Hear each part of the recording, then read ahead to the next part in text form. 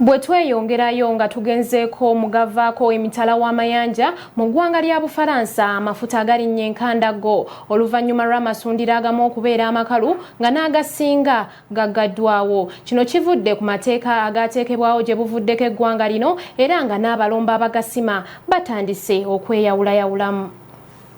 Abakozi mu ggwanga lya Bufalansa batandise okweyawulamu ebibinja. Kino kidiridde etteeka eppya erikwata ku byayisibwa mu ggwanga lino nga lifuga ebirombe ebivaamu amafuta, wabula ng'enjawukana eno tekutte ku balombe bokka, ekosezza n'abakozi ba gavumenti. Kigambibwa nti amasundiro g'amafuta aga petro ebitundu 2 kati makalu temuli mafuta ate ng'amalala gafulumya amafuta matono ddala.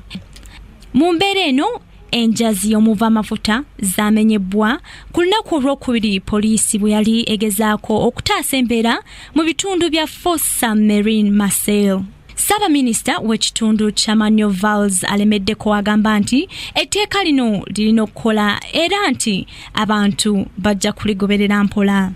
Wabula bo abalombe bano bagamba nti ekimala kubanga bakooye okukolera nga mu mbeera ey'okutiisibwa nga buli kiseera go amateeka gayisibwa.